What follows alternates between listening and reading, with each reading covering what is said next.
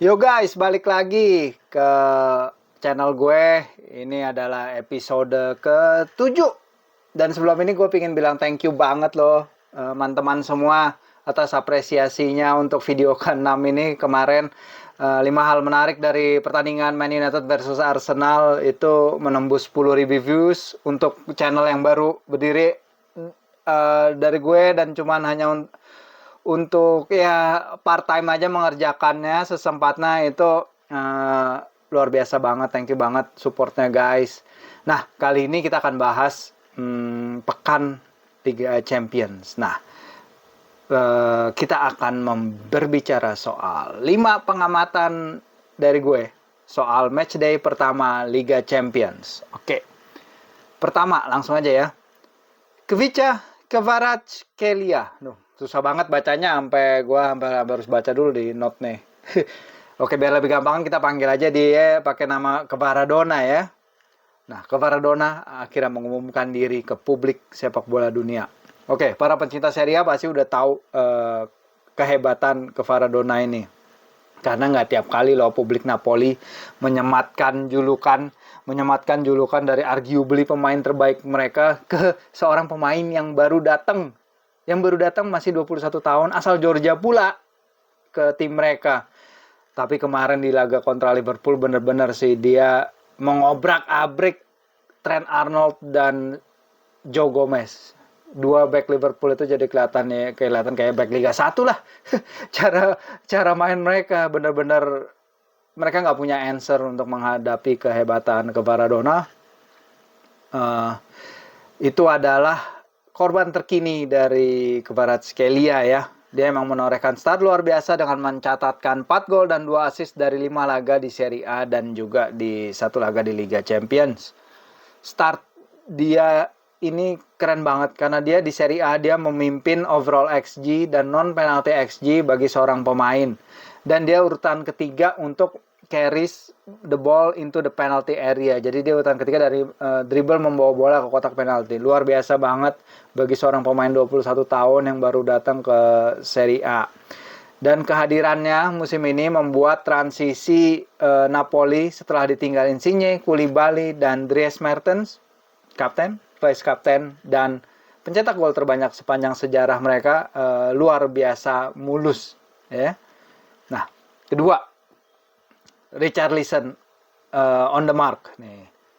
Kehadiran Richarlison menyuntikkan penyerangan untuk menambah daya gedor lini depan Spurs. Ini kan kemarin dia menang ya 2-0 lawan Marseille. Kedatangan Kulusevski dan Richarlison dalam 6 bulan terakhir emang menyuntikkan kualitas yang diperlukan bagi tim Conte ini di lini depan untuk menambal Kane dan Son. Marseille merepotkan Spurs untuk mayoritas laga grup D tersebut. Tapi Richarlison dia mencetak 2 gol sundulan sangat bagus untuk seize the moment dan mengambil poin penuh yang mereka butuhkan. Ingat, Spurs perlu semua bantuan yang mereka butuhkan karena Conte rada-rada guys di Liga Champions. Ingat kan? Sebelum laga kemarin dia tuh hanya menangin 12 dari 35 pertandingan di Liga Champions. 12 dari 35 dia hanya menang. Dan kemenangan kemarin lawan Marseille hanyalah yang keempat dari 16 laga terakhir.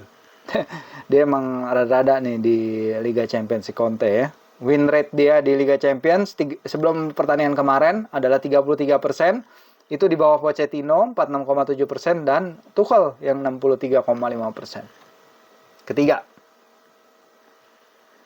Bayern nih nggak bisa stop kayaknya ya. Gila banget sih ditinggal Lewandowski. No Lewa, no problem.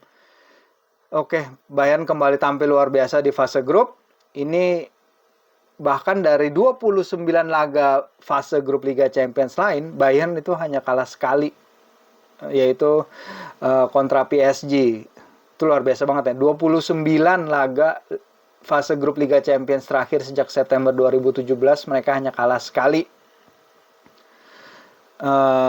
Mereka punya intensity, mereka punya power, mereka punya penetration ke lini belakang Inter, nggak ada duanya kali ya. Leroy Sané luar biasa banget, kombinasinya dengan Kingsley Coman lu fantastis. Bayern hanya dalam 1 babak aja, babak pertama mereka mencatatkan 14 tembakan, gila banget. Dan Nagelsmann bilang seusai pertandingan soal timnya nggak main pakai striker murni. Ya kami punya banyak pemain fleksibel yang bisa berkombinasi dengan bagus. Dan emang kombinasinya gila banget ya untuk gol yang akhirnya jadinya gol bunuh diri di Ambrosio itu.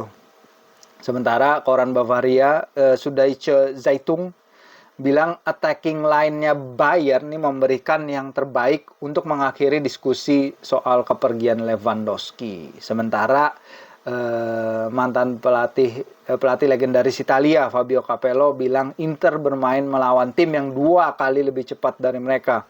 Bayern bermain vertikal setiap kali mereka mendapatkan bola dan Inter nggak bisa live dengan itu. Keempat, pertandingan dari PSG dan Juve, terutama Mbappe ya. PSG sih kayaknya apa ya? Secara overall aja menurut saya PSG, karena ini dulu saya suka PSG dari dulu, sebenarnya sebelum mereka diambil Qatar sih. Setelah diambil Qatar kayak nggak terlalu mengikuti mereka lagi. Tapi PSG bagi saya sih masih jauh dari kekuatan yang kayaknya akan kembali lagi untuk jadi juara Liga Champions. Pada laga ini aja mereka hampir selip lawan Juve yang baru bangun dari tidur mereka pada babak pertama, dan Juve hampir nyaris menyelamatkan poin. Bahkan Samir Nasri di Kanal Plus, di channelnya Prancis, bilang kalau Paris kuat banget di babak pertama, tapi mereka langsung kehilangan momentum setelah kebobolan. Jadi hal ini menunjukkan mental strength para pemainnya masih bermasalah. Iya, itu mental strength ya yang tentu aja diperlukan di kompetisi ini. Tentu aja mereka punya Mbappe yang punya catatan luar biasa, jadi sorotan dengan 2 golnya, menjadikan dia pemain termuda yang mencapai landmark 35 gol di Liga Champions pada usia 23 tahun dan 260 hari. Wow. Kalian di mana pas usia 23 tahun? Jujur, kalau gue kayak masih kuliah dan ya lagi males-malesan. Oke. Setelah laga, menariknya nih, setelah laga Mbappe cerita soal peran barunya bersama tim, di mana sang pelatih, si Galtier, ingin dia jadi hibrid antara titik fokus serangan, jadi dia bikin lari-lari behind the defense, breaking the lines, tapi sekaligus drop off untuk menjadi link up play antara Messi dan Neymar. Nah, itu 4. Sekarang yang kelima. Haaland gila ya, Haaland nggak bisa stop nyetak gol, kacau. 2 gol lawan Sevilla kemarin membawa Haaland ke 12 gol dari hanya 7 pertandingan bersama Man City. Ya, bagi banyak orang emang benar bahwa dia benar-benar seorang generational talent yang bisa menumbangkan rekor-rekor di Eropa. Haaland kini baru bermain 20 kali di Liga Champions sepanjang karirnya. Tapi hanya ada 31 pemain lain yang mencetak lebih banyak gol di kompetisi ini daripada dia. Gila banget kan? Para fans di Ramon Sanchez Pizjuan pun akhirnya memberi tepuk tangan untuk masterclass terbaru dari Erling ini. Luar biasa banget. Secara keseluruhan, City as a team luar biasa banget. Mereka mencetak 4 gol ke gawang tim yang musim lalu paling sedikit kebobolan di La Liga dan punya pengalaman mumpuni di antar klub Eropa. City mencatatkan 91% pass completion dan 24 tembakan ke gawang berbanding hanya 6 dari Sevilla. Debut yang solid juga bagi para pemain baru City ya di laga ini ya, Akanji dan Sergio Gomez. Nah, itu dia 5 hal menarik pengamatan gue pribadi dari matchday 1 Liga Champions. Yuk, kalian ada pengamatan masing-masing kah dari pertandingan Liga Champions kemarin? Gue pengen baca, gue pengen diskusi bersama kalian. Silahkan tulis di kolom komentar. Thank you banget udah nonton. Jangan lupa klik like and subscribe. Terus di-share ya guys. Thank you banget. Sampai ketemu.